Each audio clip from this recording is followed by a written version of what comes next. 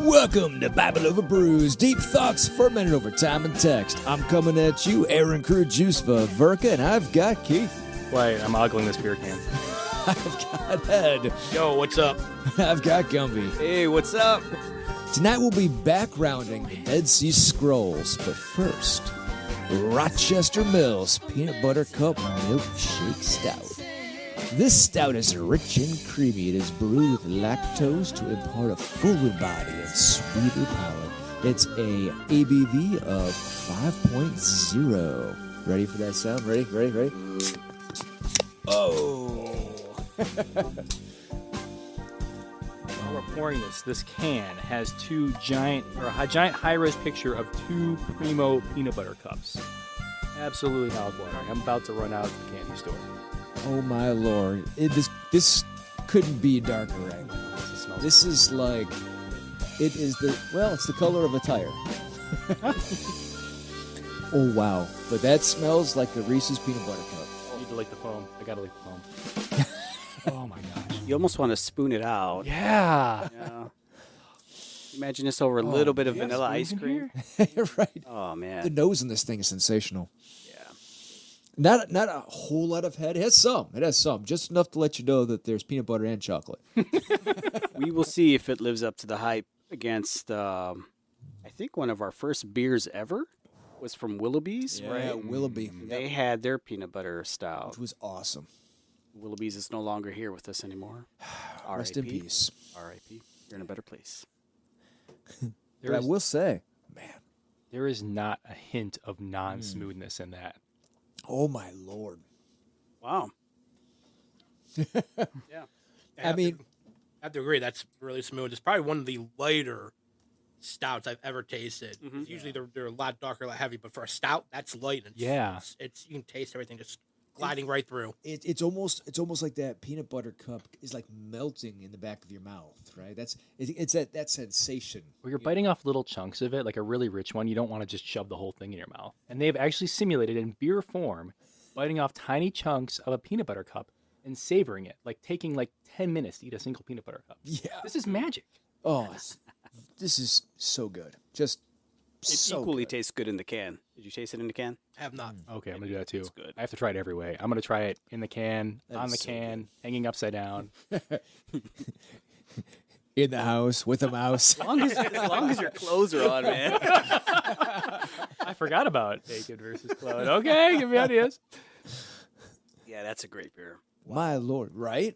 I can't believe it's 5% too. I expect a beer like this to be like 9, 10. I expect true. to be drunk by a quarter of this can. being Exactly. done. With stouts, you're like Now I can drink 9 like or 5 of them.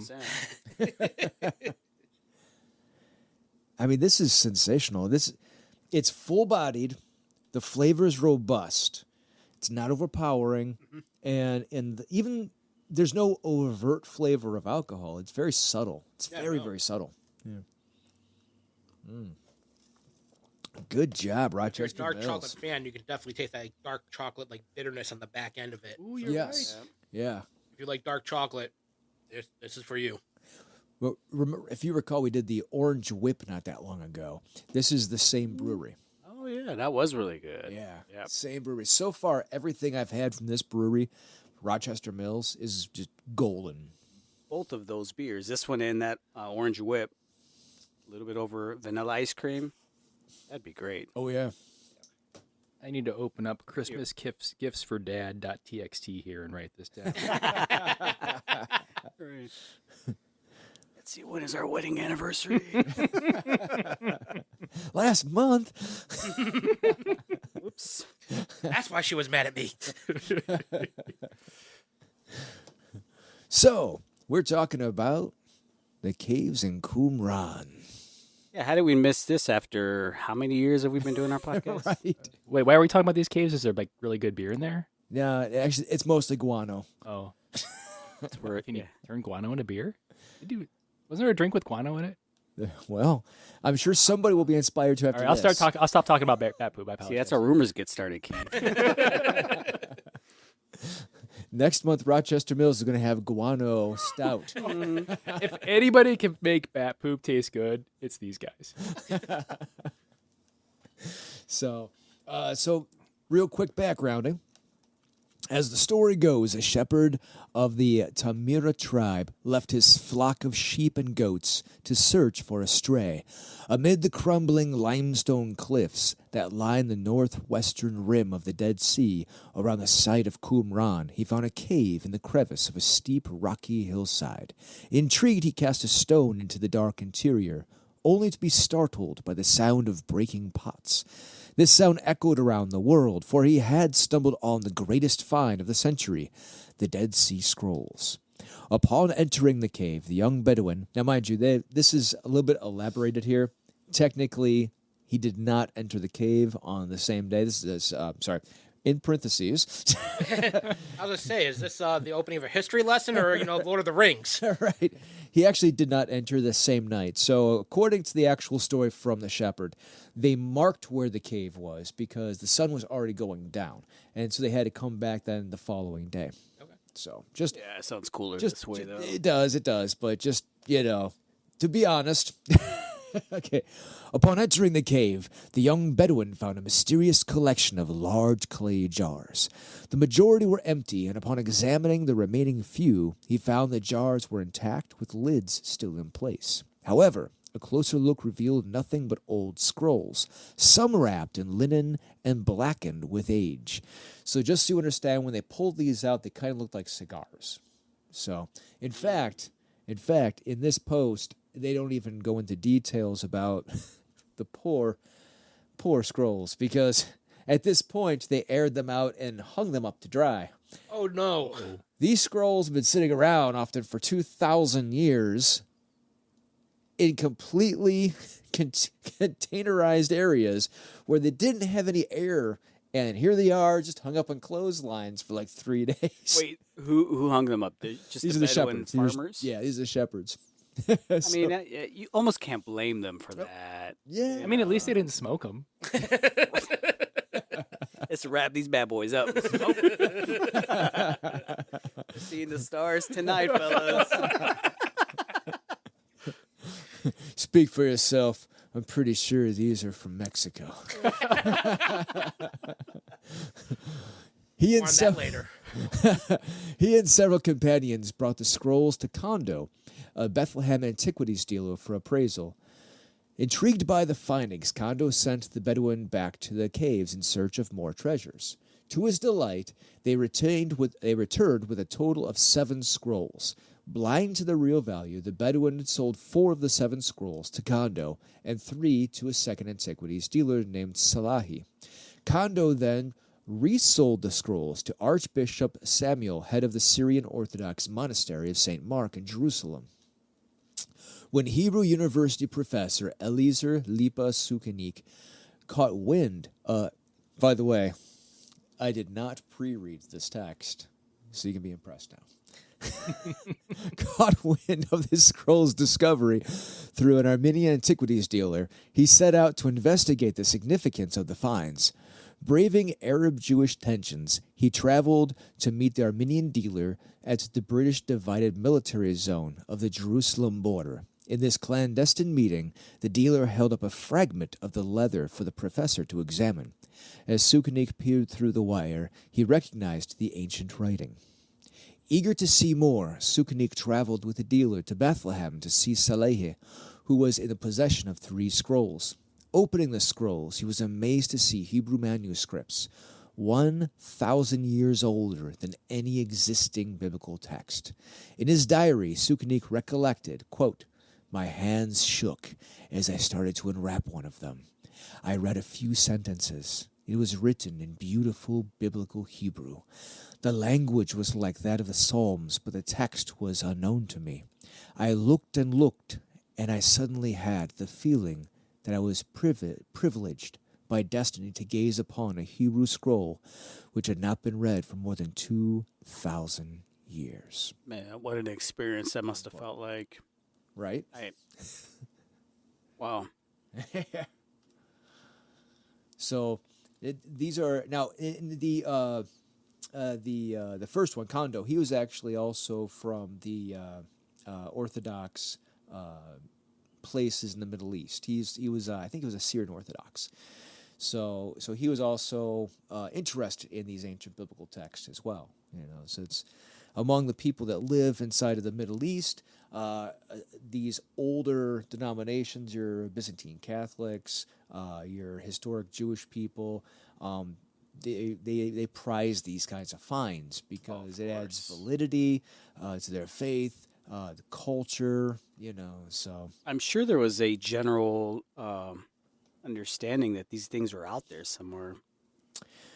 I don't know if there was up until this point. Scripture writing, I just mean in general, Yeah. not necessarily that specific find, but just there had to be something out there. And one of these days, who knows when, like this guy found it.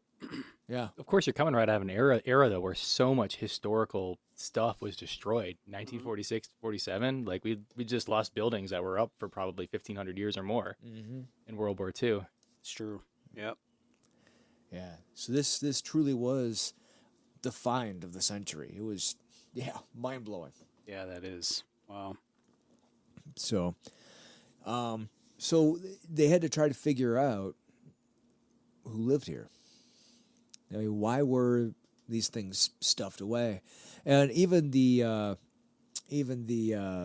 shepherds. Apparently, this was a regular route that they took their flocks up and down. And apparently, the one shepherd that broke the first pot, that was a game of his to see if he could hit the openings of the caves while walking the path. kind of like playing hoops, right? So when they heard that, psst, it's like, oh, wait a minute, that was not just a cave. So that's an archaeological technique. That's not just a game to pass the time. Now we know. Yeah. Wow. Yeah, so it's really cool. And of course, in their minds, they probably weren't thinking, I wonder if there's biblical text up there. They're probably thinking, treasure, right? Yeah. Yeah. Maybe gold or whatever. Yeah. I'm sure that they're thinking dollar signs. Yeah, which if you're... if you found that kind of find nowadays, that's exactly what would be. I mean, that would sell on the open market today for hundreds, if not millions. Some believe that some of them did. There is rumors that a few of these texts were sold and are still in private collections somewhere around the world before they met the public. Like there's actually rumors that there's like a Book of Enoch in Aramaic, and don't know, but there's rumors about these certain books being found in the collection that don't know. Yeah. And recently. Oh, since this, yeah. Yeah. I just pulled up an article. I remember reading not that long ago that there were some experts that were saying that some of the findings that were given to the museums from the Dead Sea Scrolls were actually fake. And so I'm sure there's stuff out there. Yeah. Who knows? Well, it's very interesting because during this time period, because once they started carbon dating these things, they do date back to 2,000 years ago. So that starts the investigation of who did these belong to. Yeah. They're out in the deserts. Who did these belong to? So back then you had a couple of different groups. You had the Sadducees and the Pharisees, right? Those are the two big ones that come to mind because they're the ones that had the most interactions with Jesus in that early, first century, the quote unquote Second Temple period. Mm-hmm. So, the Sadducees were, well, for one, they didn't believe in the afterlife because they hold only the first 5 books of the Bible. So there is not really much of a reference to an afterlife in the first 5 books, the Torah, and so they don't really believe in the afterlife. And so they were sad, you see. See what you did there. And the Pharisees were the ones that were closer to the people. So you kind of have like the white collar and the blue collar. So it's a very interesting dynamic, right? Mm-hmm. Because most of the Sadducees actually worked directly with the Roman officials, right? And you see some of that play going back and forth. Mm-hmm. In fact, that one reference where they approach Jesus, they're trying to prove to him that there's no afterlife, right? So when they go up to him, what's the question that the Sadducee asks? Well, Jesus, there was this woman, and she was married 7 times, and each one of them died. So which one of the... If there's an afterlife, this is going to be shenanigans. This is a mess. There's no way there could be an afterlife, because can you imagine what's going to happen afterwards? He's got to pay alimony for how many? So, and that's when Jesus blows them away with his answer, right? And he's like, well, this is the way that they were made, and so there is no marriage or remarriage in the kingdom of heaven. They're like the angels, which actually puts them in their place, because they're expecting him to answer with another book of the Bible that references the afterlife. Mm-hmm. And he doesn't. He actually answers them with the Torah. Yeah. Which stops them in their tracks. That's low-hanging fruit for him. Yeah. So the Pharisees were actually the ones that were closer to the people. They're like your blue-collar priests, right? So they're the ones that actually dealt with them. And actually, most of the favorable, well, actually all the favorable interactions that you see with Jesus and any of the priests, it's always Pharisees. There's actually no favorable interactions you see with Jesus with any of the Sadducees. So it's always a Pharisee, which is really, really interesting. I mean, people always say, well, Pharisees, group of vipers. But there are Pharisees that Jesus found very favorable and spoke, very well about. So they weren't all a brood of snakes. Yeah, right. So, in fact, when Jesus performed several miracles, healing the blind lepers, right? Yep. He would say, now, go show yourself to the priests as is commanded by the law.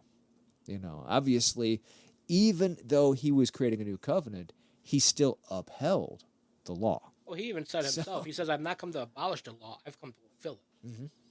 His whole thing was not to come and replace the law, to do away with the law or anything. He said that straight up. He's like, I've come to fulfill it. Mm-hmm.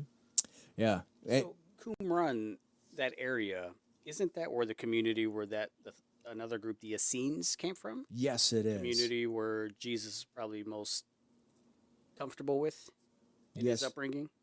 It's funny you mentioned that. Yes, it is. So after they started excavating the area, they did find out that this was an Essene monastery. So it was actually a very advanced monastery. The cave? Well, it turns out that the cave itself wasn't just a cave. That whole area was actually the monastery. And they lived all around the caves, in the caves. There's actually the remnants of the structures. In fact, there's the mikvahs, or mikvaot, because there's several of them. They're the ritual baths that you would have to cleanse yourself in, right? In fact, they had an advanced system because it's an arid area. It's very dry. They really only get rain like during the winter seasons. And so what they did was they had all of these little cisterns and all these different areas where they would let the water fall into, so they would have water throughout the year. And they had a series of channels set up so that when they went to go to release the water, it would flow into all the different baths. So there's more baths in this one area than there was in like all of that part of the Middle East. So, in fact, they had even the stairs they had sectioned off going down. So one side of the stairs was for going down and one side was for going up. So that way you wouldn't bump into each other, So that way you're coming up out of the bath, and the dirty guy bumps you, and now you have to get back in the bath again, right? So they actually had it sectioned off, and you could actually see in the pictures where there's a little bit of a divide between the stairs, so you had to stay on one side or the other. Somebody gamed that to take a longer bath. Hey, he bumped me.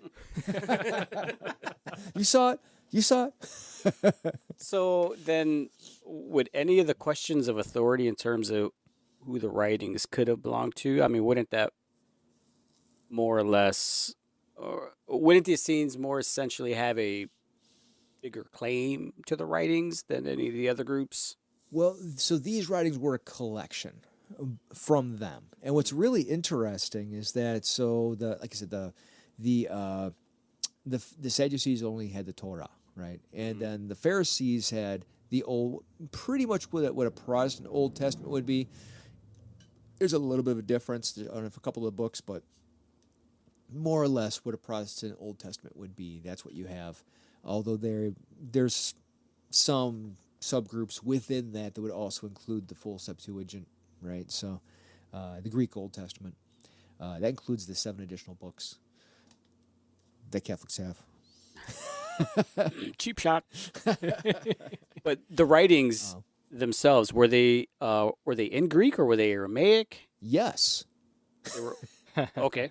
Yes. So they were in Hebrew, Aramaic, and Greek.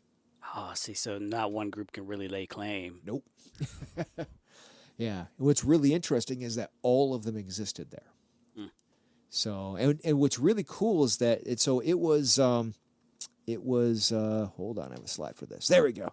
So there was on the initial find, there was approximately 1,000 texts that were found. 25% of those would have been what we would call biblical books, and the other 75 were sectarian writings. So these would have been like the Community Rules book is one of those. These different Pesherim, which are commentary on different texts of the Bible. Like let's say in the Torah, there would have been so many different Pesherim for the books of the Torah, right? And there might have been multiple Pesherim for in each book of the Bible. So, yeah, Book of Genesis might have had 5 or 6 Pesherim, right? So because these were different explanatory texts that would dive deeper into each one of these books to try to explain what they're trying to tell you. So there's a lot of those that were inside of there. Most of them were written on papyrus. Some were parchment. So the parchment would be like animal skins. Papyrus would have been like the beaten fibers. Papyrus reed. Yeah, exactly. The beaten fibers were turned into parchment or papyrus. So, but yeah, it was really cool. With the different languages represented, would that indicate more that some of the scrolls came from different areas, or that there was people from different areas who came there and wrote them? So there were Copied different people that came to be part of the Essene group, and they were very strict. Like the Essenes were like he-men in holiness compared to the Pharisees and the Sadducees. Like they were very, very strict.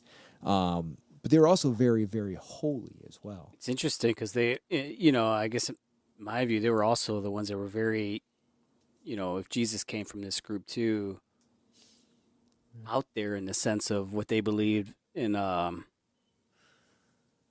miracles and faith and their belief system and all of that. So you could understand why Jesus thought the way he did. Oh, yeah. In an earthly sense and miracles and all of that. Yeah. So... And Jesus, there are some people that do believe that Jesus studied among the Essenes. Yeah, and some people even call them our earliest naturalists. Those kind of people who just believed in a lot of oils, a lot of healing oils, and different things like that. It came from that. Oh yeah, they even had different what we would now call like star charts, right, for planting different crops in different seasons. Okay. So yeah, they really stressed asceticism. So it turns out that asceticism was not a Christian thing, and we actually inherit it from Jewish beliefs, like we do a lot of our stuff, right? Just like purgatory and everything else. None of that is actually Christian. We inherit all of that from the Jewish people. That we have an episode coming up about purgatory and the underworld. That's coming up. I have a whole presentation that we'll do on the back end to prepare for it. But yeah, that's going to be a fun one. Sam and Dean. It's been one that we've been working towards for a long time. They did practice celibacy, so they were celibate, like celibate monks were in the Christian era. They did accept a lot of books in their canon. So, like, obviously, all of what we would call the Catholic Old Testament plus more. So they also verified several of the books, like Tobit. They had like at least 5 copies of Tobit. So they had these additional books that were studied as well. And they also had things like they found remnants like the Book of Enoch among them and stuff like that. So it's pretty cool.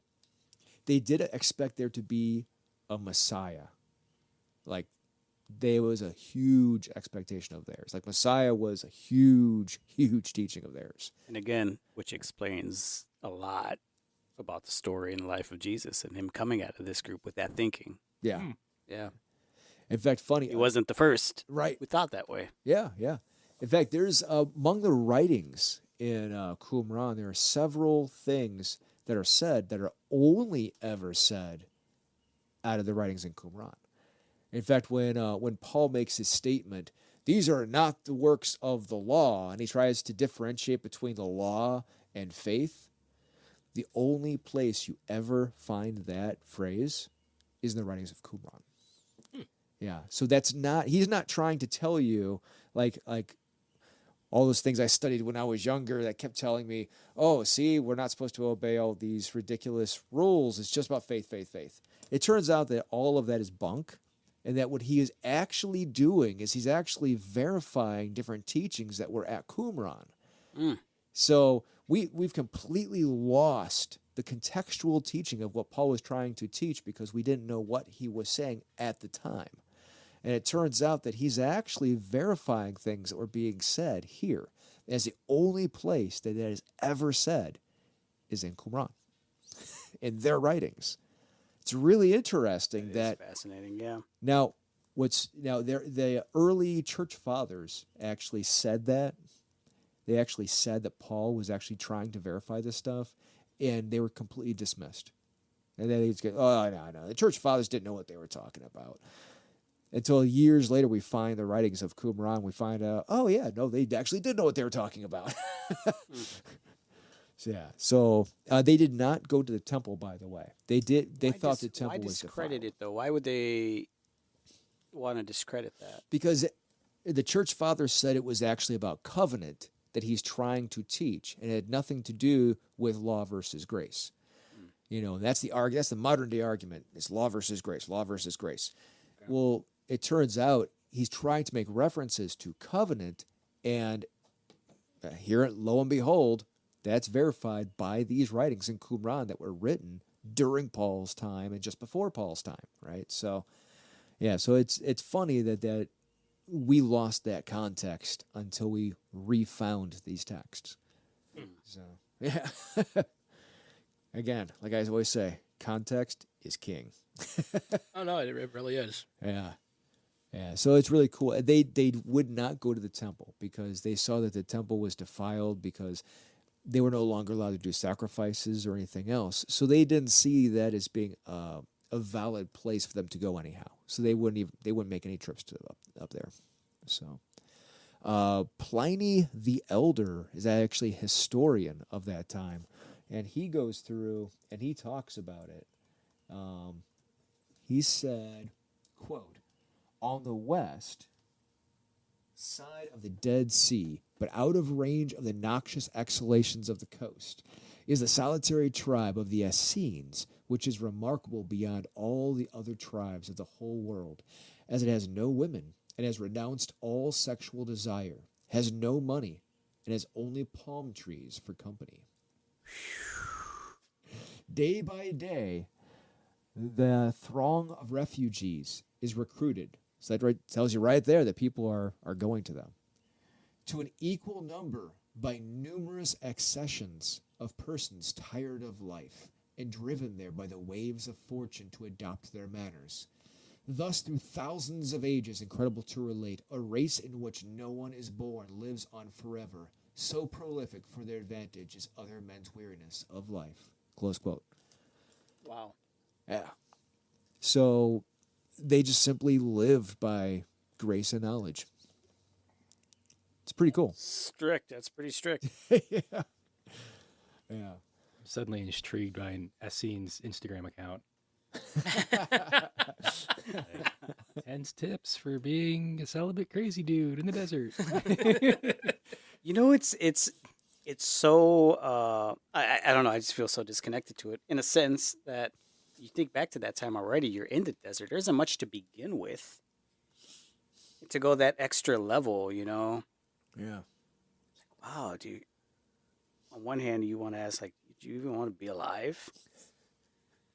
They probably didn't tell them all the tough stuff when they were recruiting. It was probably just like, hey, we have a lot of bats, guys. Right. We have water. That's a big step right there. All right. Desert, we have water. Yeah, come on in. Yeah, I mean, right, because you can offer them gold, but what are they gonna do with gold in the desert? Yeah, right. No, I mean, that's a good point. I mean, you think about that extreme view, maybe extreme isn't the right word, but that mindset and that worldview, and then you see why there was almost a lot of pushback when Jesus came onto the scene in the New Testament. Like, this dude is nuts. This guy's nuts. And I remember I can't remember which book it's in where they're talking about Jesus and like, oh, he's from Nazareth. Nothing good ever comes out of there, or something like that. You know what I'm talking about? Yeah. And you could understand why when you see how their thinking was and their worldview and all of that. And Yeah. Well, Nazareth was a ghetto. yeah, right. In a ghetto. Yeah. Yeah. No, it's remarkable, and it actually checks the dots for what we now understand to be the prophecies. But they understood things differently. Mm-hmm. And then what's kind of cool is that they did find some things to verify text, so that the top 10 list of things they found inside of the Qumran caves. Number 1 was they found a complete Isaiah scroll. So Really? yeah, 100% complete Isaiah scroll. And the remarkable thing about it was unremarkable. That was the remarkable thing about it. It was contextually, verifiably what we have now. So very little had to change besides some of the spellings, some of the punctuations. Outside of that, it was unremarkable from what we have now. And that was the remarkable part, is that it hadn't changed. Right. Validating. Yeah. Because up to this point, the only other complete scroll we had was 1,000 years older than this one. And so they had thought that maybe there had been some changes, right? Maybe there had been some, chapters added, right? but they found a complete Isaiah scroll all the way through, and it verified everything we have now in the Isaiah scroll. So that was really, really kind of cool. They found, I think, scribes. Yeah, right. I know. And they found, I think it was 3 of them, but just the fact we had it in Hebrew was remarkable. So, the community rule. This was a big one. So, the community rule was a scroll that actually went through and talked about, the community and what you were supposed to believe, and what the rules that were, the process of thought, their personal theology, how they live day to day. So the community rule actually did lay out how you were to live among the other Qumranians. Mm-hmm. So Okay. yeah, so it was pretty cool. A lot of what we understand of the Qumran Essenes comes from the community rule. So it's pretty cool. They did find the Damascus document, the Covenant of Damascus. The War Scroll is really interesting. So the Essenes were a prophetic group. All right, so they did believe in an end times type of deal, right? Okay. So they read Tim LaHaye. Apocalyptic. Even back then.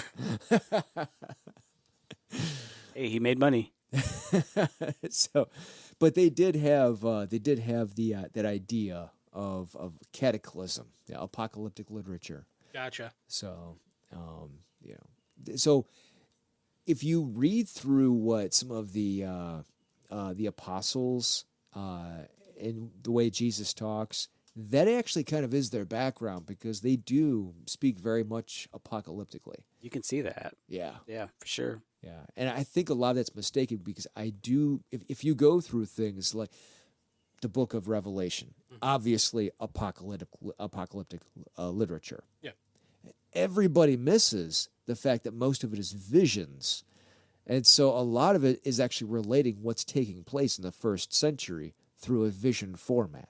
And so we're going to cover that on a different time. We have covered it in the past. We have. We'll cover it again, because it's really, really interesting, and it's cool to get different views on it from different angles. Yeah, but it is. from a historical perspective, you can see how most of the book of Revelation took place across the first century, going into the second century. The Temple Scroll, that was another one. Let me see. They had 4Q MMT, which is on some works of the law.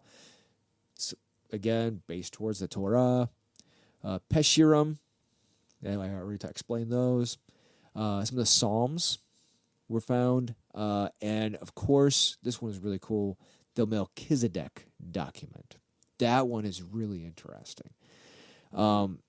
The Melchizedek Document is really interesting because a lot of what Jesus depicts across the first century kind of relates to the Melchizedek Document. And a lot of what the apostles write about relates kind of to that Melchizedek Document. We'll have to do a whole backgrounding episode on this because there's a lot. There's a lot. So Yeah, I'm not even familiar. That's the first time I heard of it. yeah, well, you hear it in Mass every week, but Actual document? no, Melchizedek. The references, Oh, okay. the references in Mass come from a roundabout way from this. Interesting. Yeah. So Oh, you said the Melchizedek. yeah. I thought you said the Melchizedek. Oh, We hear it every week in our church. No. and the rules of the congregation, which Fine, you got one over us, Aaron. One or two. well, My favorite part of Mass. You can tell by how well I remember it. He's like at our church. My church? What? Mention this every Sunday. Aaron's drinking the good wine there, man. even I mean, let's be honest. Most Catholics are not going to have any recollection of this, even in the Mass. So, No. so That's going pretty deep. yeah, it's cool. A Yeah. lot of us have a gaggle of babies in each arm because of the birth control thing.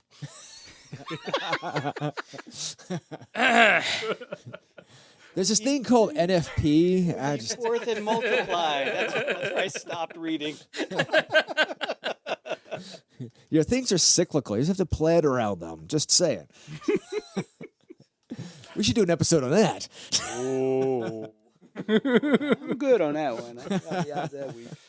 You know it's already. Yeah. So there you go. So thoughts. That's a lot. I just crammed at you right there. So right there, that's something to talk about. Yeah. So the answer might be no, as you were explaining this, because the scripture that was found in there was remarkably consistent with what we have. But were any future translations influenced by this finding? So yes and no. I will say that they're the International Standard Version Bible, ISV. If you grab a copy of that, that is the word-for-word translation from Qumran. So that's the only Bible I know of that did a full translation from Qumran, but they did. And they did it just because, again, it was remarkably unremarkable, and they wanted to say they could do it, so they did it. Are you talking like the Book of Isaiah part of it? Yeah. Okay. Yeah. The whole book of Isaiah is from Qumran in the ISV. Gotcha. Okay. So, not that it's going to be different than any other translation, but but it's kind of cool they did that though. Yeah. No, it is. Yeah. Is it possible Isaiah was just one of the less controversial books even across all translations? I've never really heard any controversies about Isaiah. He's more controversial. Really? Oh, Yes. Oh, really? Oh, Yeah. Because there's references to a sacrificial Messiah. That's true. And That's a good so point. he's very controversial. Yeah, we could do a whole episode just on Isaiah. I'm sorry. If you're in England, Isaiah.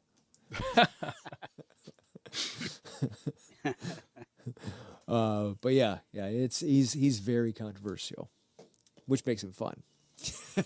It's interesting to see the divide even back then with the and not to go too far down this trail, but the apocalyptic mindset back then divided into this day still divides us into so many different ways of thinking Yeah. or umbrellas in their Christianity, right?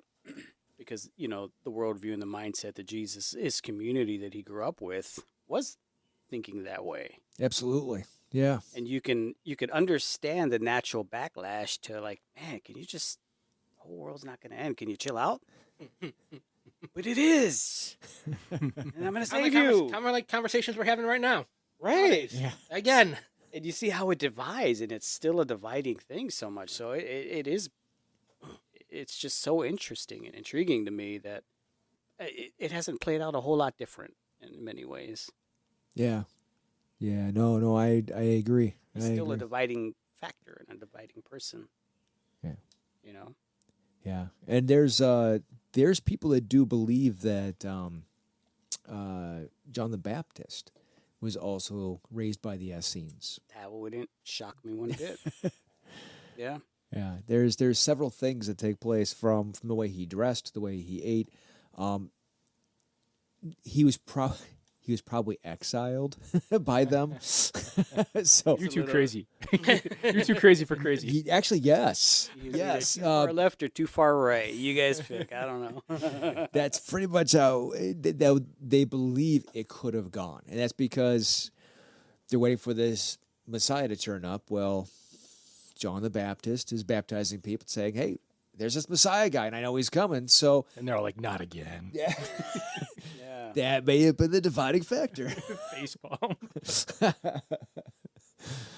Yeah, so We don't want to be around this guy when his head turns up on a platter. yeah, there actually was there was another exile, again, because he probably was exiled, that Josephus makes mention of. And Josephus makes mention, I think his name was, I think it was Banus or not Baracus, I think it was Banus. But he makes reference to him and says that he went for 3 years to study with him, and he was exiled by the Essenes. And he sounds a lot like John the Baptist. So, yeah. So it sounds like that there were some people who, if the Essenes did exile you, some of them still wanted to live that holy life, so they would still keep in that Essene lifestyle. Mm-hmm. So, we pause right there. We're going to do a word from our sponsor. Have you ever wanted to train Muay Thai? Perhaps there's no gyms near you. Perhaps you work odd hours. Perhaps, like a few of us, you don't like germs. Whichever way it goes, you can train online with some of the best instructors from around the country, either live or in class with other students. Living Muay Thai gives you the chance to do all of this and much more. So jump into live classes and on demand right now. LivingMuayThai.com. You know, in terms of theology in different denominations, especially with a lot of what I would call, because I was raised in it, like really far right evangelical, in terms of, you know, the world is ending, the apocalyptic, the Tim LaHaye thing, you brought it up earlier. You know, a lot of that stuff, you know, you pull on that thread, it unravels really quickly when all the prophecies are fulfilled in the early church in AD 90, right? Yeah. And so when you have that kind of preterist type of thinking, it's really nerve-wracking to think that. Yeah. It's not very welcome. It isn't. So I feel like there's got to be some type of balance there. And I think that balance is really just kind of taking that worldview. Like, yes, during their time, it was a future event to happen. That's what he was trying to warn. Yeah. But we don't have to stay stuck there now in that thinking, always anticipating, you know, everything is imminent. At the, you know, in the very second, the trumpets are going to sound and the sky is going to crack open and, you know, and we're all going to be lifted up. Or whatever type of event you may have heard growing up. I mean, I heard it my whole life. Yeah. I've seen all the movies that was indoctrinated into me as a child that scared the living Jesus out of me, right? A Distant Thunder, A Thief in the Night, Rapture Ready, whatever you want to call it. Man, those bring back some memories. Tell me about it, man. I had a lot of counseling to do there. But a lot of that stuff unravels, that thinking, that mindset, that worldview just falls apart. Yeah. When you really take on this way of thinking. And I don't think it should be that earth-shattering. I just think that's actually more balanced. Yeah. Yeah, I agree. I agree. I am, as you know, far more, I'm millennial myself, just because I believe you can definitely explain more of prophecy through history.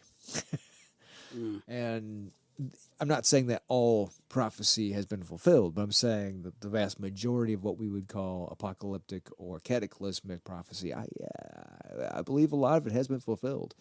Yeah. Not to say that it can't be cyclical, because it definitely could be cyclical. It could potentially happen again in a cyclical manner, because a Semitical viewpoint, prophecy can happen in cycles. Mm-hmm. So it is possible that the same events could repeat until we get it right. So, Like you saying that kind of brings up a friend of mine and me were talking a few months back. We were talking about end times, and he was talking about what his pastor was saying at his church about, because they've been recently been talking about some of that stuff. And the pastor said, I'm paraphrasing, so forgive me if you're listening, I get this wrong. But he had said that, like, up from when Jesus had left, we have always had the possibility of the end times, of what we consider to be the end times, meaning the end of the world events happening. Yeah. What God the Father has been waiting for is for the church. When the church decides to rise up and to meet its biblical what we need to biblically do, that is when that'll happen. Until then, and that's why it says nobody but the Father knows. Yeah. But like, and even looking out throughout history, I think we can look at certain events and go, these events looked like they could have led up to the end of the world, had the church risen up and taken its proper place, what we've been called to do. But because we haven't done that, skip, repeat. Yeah. There's another possibility. Yeah. So in English is different than Greek. All right. So in Greek, that doesn't say end of the world. In Greek, it's aeon. It's end of the age. Okay. And so a lot of scholars believe that it's not the end of the world, it's the end of the closing of the old covenant. So, and it makes a lot of sense when you actually see that a lot of those prophecies were fulfilled in 70 AD. Like, once you understand the history and the geography and the seismographical problems that happened, a lot of that happened in 70 AD. Right down to the persecution, the beast, that's all first century. And if you go back and listen to our episodes with Brian Godawa, you could see a lot of that. Like, the beast was Nero. It was Nero. It's really easy to see. Yeah. We can do a breakdown, later, or our listeners can go back and listen to those episodes. They're really good. Yeah. It all fits beautifully. Not to say that it can't be cyclical and happen again, but what's fantastic is if we think there's an end of the world, we don't believe in the Bible, because the Bible in Daniel gives us a different prophecy. And according to that prophecy, it says that there will be a kingdom set up by the stone cut without hands, Jesus, because he had no natural birth. And that nation will slowly overtake the whole world, and that kingdom will never end. Which means we don't need an end times event. It means the kingdom slowly engulfs the world until the whole world is now the kingdom. Just saying. How much alcohol's in this? I get what you're saying. And I definitely see what you're saying, too, because, I mean, every generation's had its moment, right? Yeah. This is it. Yep. I mean, I can't, there's not a day that goes by that I probably don't hear from my mom still. Honestly, like, you said ends at the times, honey. I just, I like to take not knowing the time or place as an invitation to not presume it's at any particular time and place. No, I mean, the one because you can kind of see it with. I mean, I guess we don't know how bad the bad parts of the Essenes are, but we know how bad the bad parts of a lot of our doomsday cults have been. If you believe that the end is imminent and that everybody needs to do a very particular thing before the end, or else their soul will be eternally tormented, you can justify doing anything to anyone. You can justify a suicide pact. You can justify abusing children. You can justify raping people. You can justify whatever you want because you are doing the work to bring people to God. That's a good point. Yeah, there's that. But you can never justify robbing a bank. That'd be anti-capitalist. Yeah, that's no, that's a good point. I mean, I wonder if there's like a modern equivalent of, we talk about the Essenes. I'm picturing the guy on the street corner with a sign up, looks homeless or whatever. The end is near. The end is near. The end is near. That group of people. Well, I think that We have a modern day equivalent. the modern day equivalent would be the monks, because we have all kinds of different Christian monks that live around the world in asceticism. Byzantine monks, Orthodox monks, Roman Catholic monks, all over the world that live in secluded lifestyles, and just they focus their life around prayer and holy living. So that would be the closest equivalent that we have. So I would have to imagine that the groups among themselves, the Sadducees, the Pharisees, the Sadducees, like those Pharisees, they got to be a cult, right? And the Pharisees are thinking, those Essenes, they're definitely a cult, right? Because they don't think like us. And, we do the same thing today, right? I mean, because we're so quick to label Jehovah's Witnesses, as a cult or a Seventh-day Adventist or whatever, just doesn't think like us. Under the Protestant church and our one or two different denominations we may or may not have. I stopped counting. What would you say is our modern day equivalent to the Essenes? Good Lord. Even if that included a Mormon or a whatever, Jehovah's Witness. Let me think. Huh. Or would you say each one had their Essene type of thinking within each? That's a hard one, because there is a bunch of different subgroups right now. There's one here in Ohio that is a secluded cult group, and they're not on the books. I mean, they're on the government books, but you won't find them in the phone book. I only knew about them because on my daytime job, working in the cable industry, some of our guys have done service calls there, and they have a whole compound. It's a whole. It's like 60 some acres. They have a whole compound. A small mansion on there. They all live there, and you have to get buzzed in. Somebody stays with you the whole time when you're there. But it's some kind of Protestant branch, and really, I don't know what their belief system is, but they are some kind of Judeo-Christian group. Yeah. So that would be like that kind of group. Yeah. I don't doubt it. I don't doubt it one bit. And I'm not trying to knock them. I'm not saying you're thinking. I don't know enough. It doesn't surprise me that there are, that thinking still exists. So yeah, I don't know enough about them to say anything about them. Yeah. I can't say they're great. I can't say that they're terrible. I have no. We just know they exist. Yeah, that's it. I just know that what was it? The Davidian compound didn't end too well with David Koresh. Yeah. Well, there's a lot of things that went on there. That might be one to go over someday. I mean, that's truly the challenge when you talk about having a secluded community of people very devoted to some kind of the end is coming. Is how do you have that, keep bringing people, and not have it devolve into a weird sex thing?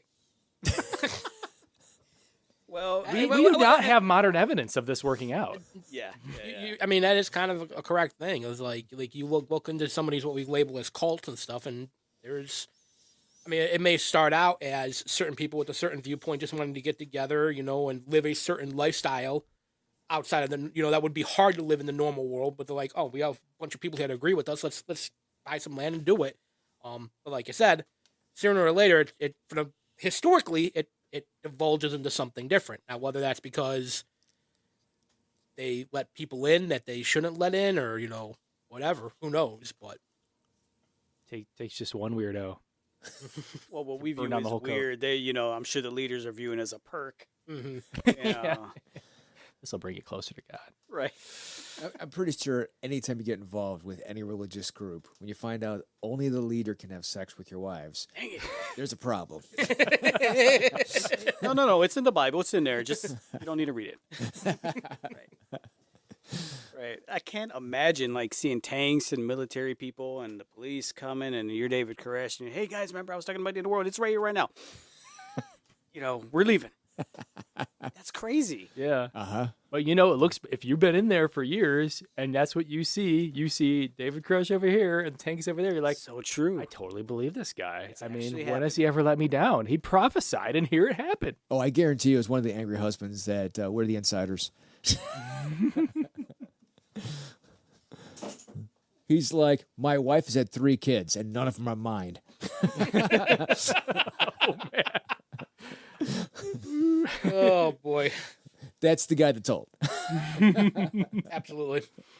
I mean, the Essenes were a very interesting group. Again, there's the we should spend probably, if I get the person on I want to get on, he could give us a whole hour on backgrounding the Melchizedek script, because it's really cool. Yeah. Like, it's really cool. Here, I'll give you just a little bit of a hint right here. So, I'm sure most of our listeners know, the Anointed One, was to come, the Messiah, Mashiach, Christos, to save the people, right? So, and here you have, this is from 1QS, from the Qumran caves. They shall govern themselves using the original precepts by which the men of the community began to be instructed, doing so until there come the prophet and the messiahs of Aaron and Israel, because they believed in dual messiahs. Okay. Yeah. So there's inside Daniel kind of sheds a little bit of light. Deuteronomy sheds a little bit of light on what their idea is right here. The Lord your God will raise up for you a prophet like me from among you, from your brethren, whom you shall heed. So that's the idea. The stock is going to come from Israel, right? Mm-hmm. So that's right. Deuteronomy 18:15. All right. So then you also have the idea of the 2 messiahs. That comes from Jeremiah 33:17-18. David shall never lack a man to sit on the throne, and the Levitical priest shall never lack a man to make sacrifices forever. And Zechariah says, I see 2 olive trees. And those would be the 2 messiahs, right? The 2 Mashiach. Then you get down over here to 11Q, which is 11Q Melchizedek. They are the inheritance of Melchizedek, who will return them to what is rightfully theirs. He will proclaim to them the Jubilee, thus releasing them from the debt of all of their sins. See, so you have the echoing. Who is Jesus? He was the Mashiach that was to release them from all of their sins. So you have this echoing, these ideas echoing through that Melchizedek text. Again, Sounds like an awesome movie. The Melchizedek. Yeah. Right? I'm sure there was the Marvel Cinematic Universe, right? Well, hey, we do know that God, the prophets, and the Pope are all in the Marvel Cinematic Universe. Well, or at least in the Marvel Universe. The Pope, really? John Paul II had his own Marvel issue. Yeah. Whoa. You didn't know that? I'm not really. I just watch the movies. I'm not a good fan. Yeah, Pope John Paul II had his own issue. Wow. Yes, you can now marvel. In Leviticus it says, and you shall count 7 weeks of 7 years, 7 times 7 years, so 49 years. Then you shall send abroad the loud trumpet on the 10th day of the 7th month, on the day of atonement. Keep your calculators open. And he shall hallow the 50th year and proclaim liberty throughout the land. It shall be a jubilee for you, when each of you shall return to his property, and each of you shall return to his home. So here's that echoing again, right? And so you hit, again, this is from 2 Chronicles 36:20. He, Nebuchadnezzar, took into exile to Babylon those who had escaped from the sword until the establishment of the kingdom of Persia, to fulfill the word of the Lord. So, there's that math. Hold on, ready? Jeremiah, until the land had enjoyed its Sabbaths all the days it lay desolate, it shall be 70 years equals 490 years of failure to keep the Sabbath. They failed. Remember, they failed to keep all of those Sabbaths.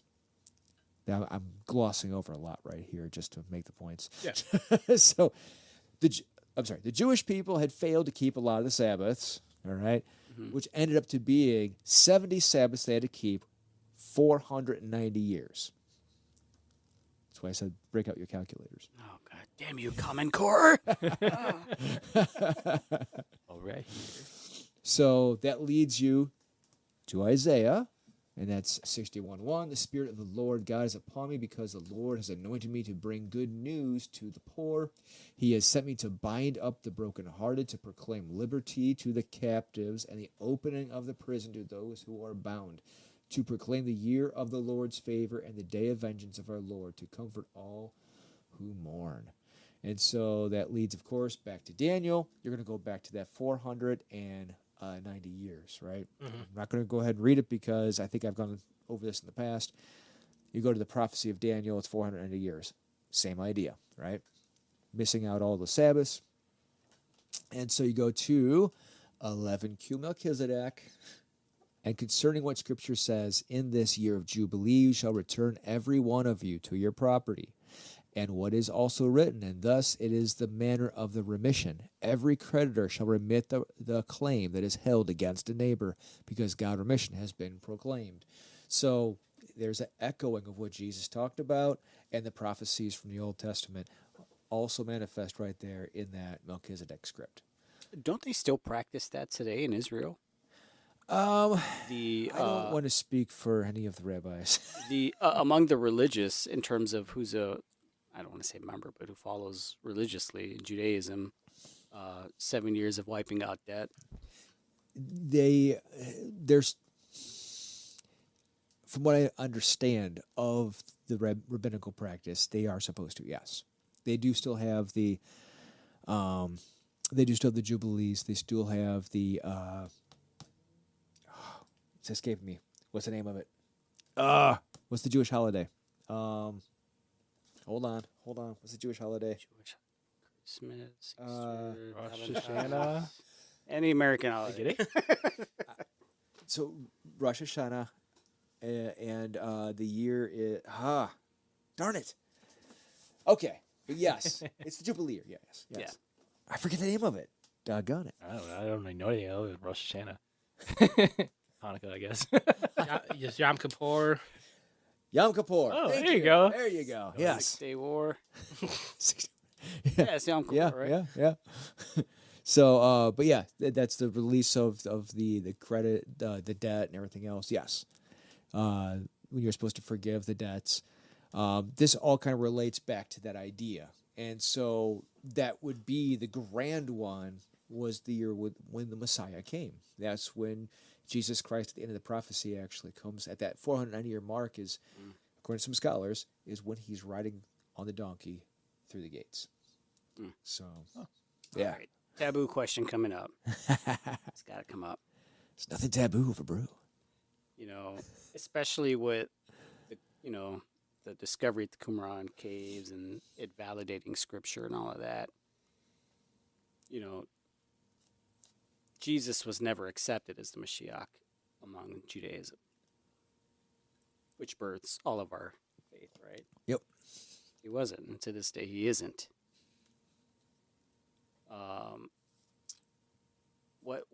What didn't he fulfill among, was it just because he had more of an Essene type thinking? What qualifications didn't he meet that we accept outside of the Judaic faith, but they do not? Okay, so I'm gonna. That the scrolls could invalidate. I mean, it seems like there should have been like, oh man, this is all clear now. We can all be on the same page in a sense. Yep. I'm gonna answer a question with a question because I think it's gonna answer the question. About to go Bruce Lee on me. When Jesus gotta be comes like, again in glory, we expect him to do what? Oh, you're going evangelical on me now. See, I don't know. What are we taught? We're taught that Jesus is going to show up as a warrior king, right? And he's going to have this proclamation and rule over the nations, and he's coming on this grand horse, and there's a sword coming out of his mouth, and that's what they believed. And you can see why I think that that is wrong as well.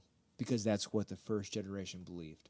That means that what you believe is Jesus Christ's next return is also wrong. So it's a matter of misinterpretation? Yep. They believe the same thing that the evangelical world believes. It's identical. That I They can believe the identical thing. That opens up a whole other can of worms for me that I will not get into. But there's also a lot of diversity there too, right? Because even we were saying the groups of contemporary absolutely. Jesus time didn't necessarily all believe in like a literal Messiah. Absolutely. Mm-hmm. But as far as the Pharisaical side, Got it. yeah. And there is the group, I forgot the name, that are Judeo-Christians here in America that believe Jesus is the Messiah. I can't. Like Messianic Jews? Yes. Okay. Yeah. Yes, they do. Yeah. So, I will go ahead. I'm no, sorry. you're good. I was going to say, but again, that's almost still fringe, you know. Yeah, it's not mainstream. Right. Yeah. Yeah. I was just gonna say this. This is gonna take a whole lot more thought and looking into, and maybe a whole nother podcast or whatever. But just my quick thought on that whole topic and what's gonna be brought up and what you brought up is the prophecies about. If you look at the prophecies about Jesus, he was prophesied as Messiah for Israel. Mm-hmm. It was nowhere in the actual prophecies was he prophesied as a physical Messiah. And physical meaning he'd take over, he'd rout all the people that were holding him captive, make them the rulers of the land, yada yada yada. Oh, there is. That was something that was interpreted by them. Oh no, it's there. Where? Yeah, it's there. Well, we can go over this later. There are right in the Psalms it talks about him ruling over the lands with an iron rod. Yeah, that's physical. Okay. Yeah, I know what Well, you're I was just gonna say, talking about, well, but again, I guess my that's- point, but the point where I was gonna go with it is the I was taught this stuff. he's got the medal, I don't. Is the verse that you brought up about him, coming on a horse and everything like that. That was told after him. That was told specifically about the second coming. So Yeah, it's really strange. So if you take the mainstream idea from the Jewish people in the first century, they were expecting almost identically what the evangelical world is expecting now with Jesus Christ's return, and that's why I've said it for a while now, not forever, because I was duped too. I said if they got it wrong, they're also getting it wrong. Because there's no way that Jesus is so naive that he's going to say, oh, hey, Satan, come here. Here's what I'm doing. Ready? I want to prep you so you understand when it's happening, what I'm doing, okay? Everybody knows. I want to make sure you know, too, so that way you can know how to prepare against me. You see how ridiculous that it is? To say that we understand what Jesus is going to be like when he comes back is to say that he just laid all of his plans out so that he's making sure that Satan can take as many souls as he can with him. That's a ridiculous idea.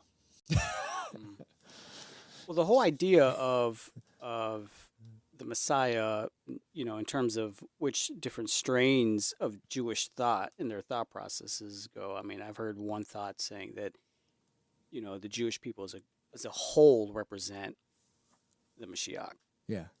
And another way I've heard it represented as a quote unquote prime minister is what they have today, as leading the Jewish people in the state today as their Mashiach. Yeah. Depends on how well they do. If he does good, then it's our Messiah. Yeah. That kind of thing. You know what I mean? Yeah. And so the idea of, Jesus, and again, during that time, he wasn't the first one who had professed it and didn't fulfill what they thought it should be at that time. Yeah. So, because, even that scripture you brought up that he would rule over the nations, I mean, some people view that as just, David. Mm. So there's so much to just, you're looking at it from so So much many to different parse. angles. Yeah. Yeah. Oh, and that's what I believe. You don't have to believe that. no, that's fine. That's fine. I'm And I will agree with you on this point. saying that on my side. So just so you and the audience understands what I believe is what I believe. I don't expect everybody to agree with me. In fact, I hope not everybody agrees with me because it makes for better conversation. But I will agree with you on this point. I've come to realize this more and more the deeper I dive into the Bible, the deeper I look into like you say, knowing the context of stuff, like what was the crowd they were speaking to, what was the language they were using, what was the influx of that language, that kind of stuff. That we've lost a lot of that stuff. But going back, I do believe that, like what you said, what we have pictured and been taught in Western church philosophy, because this is what I know and I grew up in. I can't speak for other places around the world, as how God is coming back and what He'll look like and everything, and how we've interpreted it. Yeah, it's gonna be 100% wrong. I mean, it's you take this stuff and we put it in this box and we go, this is the only way this can come out, is this, if it fits this box. And God goes, well, that's not my box. Yeah. Yeah. So yeah, I mean, whether He comes back, riding on the clouds on a horse, or with the Starship Enterprise on his back, whatever, it will be different, than how we have.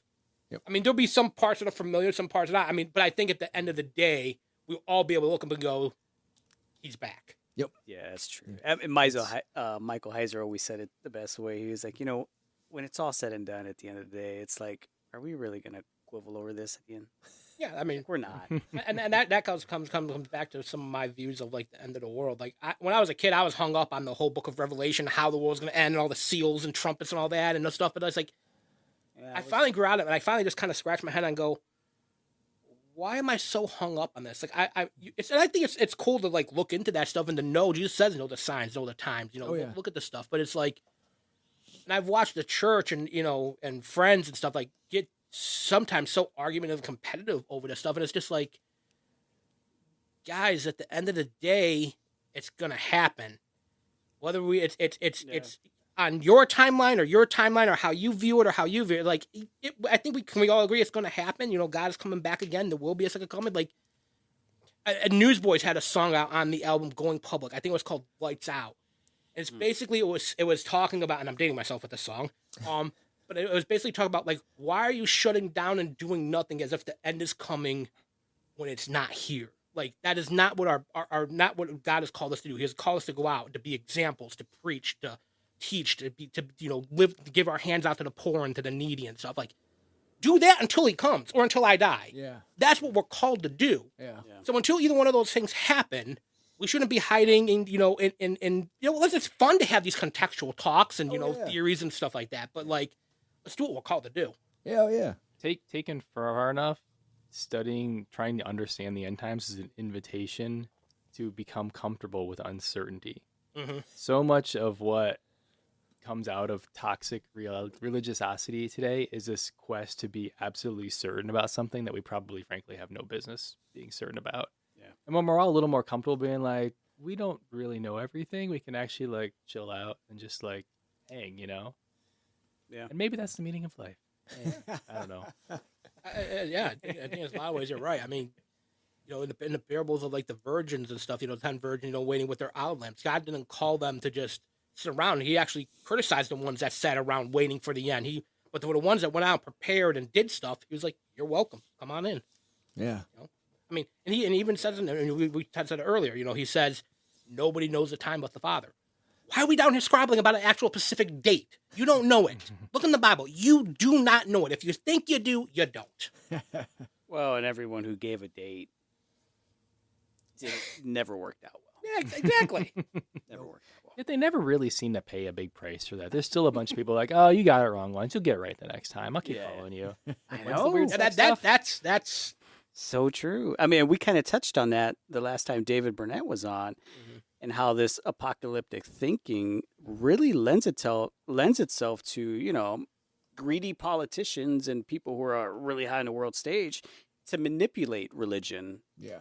To keep people, to keep the gravy train rolling in a sense, geopolitically or whatever that's going on in their own state. I mean, it's easy to keep people thinking that way. It was for us, especially in the evangelical world, and you start seeing these things, and all of a sudden on TV, oh, this is a prophet fulfilled. So I guess we need to keep doing this. And a lot of that, it did happen under Trump. A lot of people, evangelicals, felt prophecies were being fulfilled under him, and I'm like, this is crazy. It's really funny. Like, there was this one Catholic dude on YouTube somewhere, and he was like, here's a video of me 20 years ago giving a bunch of prophecies. And I feel like this happens everywhere. Anybody who does prophecies, other than like the specific, on this date the world will end, which we've explained why people get away with that. But they'll be like, the prophecy will be like, bad stuff's going to happen. And then inevitably you can go 20 years, 50 years, whatever, and be like, oh my goodness, there's a bunch of bad stuff that happened. The world's going to hell in a handbasket. Oh my gosh, that guy was right. Yeah. Yep. Yeah. Everybody's a prophet.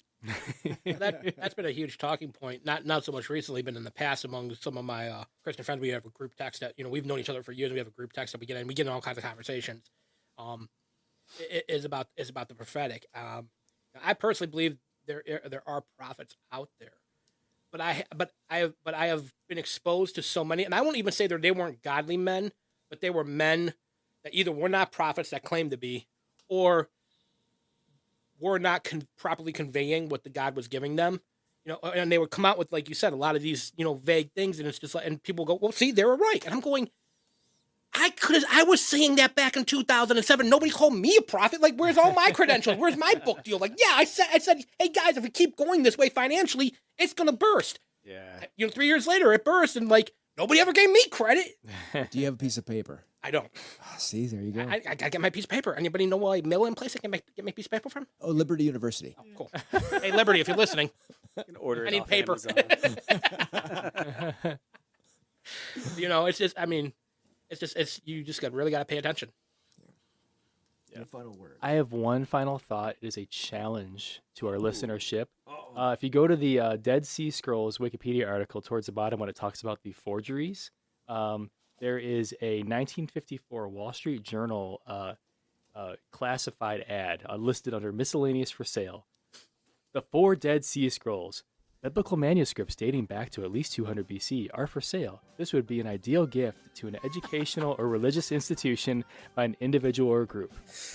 I invite everyone, if you're having like a yard sale, to take a box, stick your kids' drawings or a bunch of old magazines in there, and put that exact label on there, and set whatever price you'd like. See if you have any takers. That's awesome. Oh my God. No, not really any final thoughts. Just another great conversation with another great group of guys. Yobi? Yeah, really cool things we talked about. Nothing taboo over brew. Yeah. And we'll try to find, if I can get the guest I want, we'll have a follow-up on the Dead Sea Scrolls, because there's some fascinating highlights inside of this that goes far deeper than anything we covered today, because we were just backgrounding for you. So please hit us up on social media and everywhere else you can find us. Love ya. Godspeed. Catch ya. Peace out.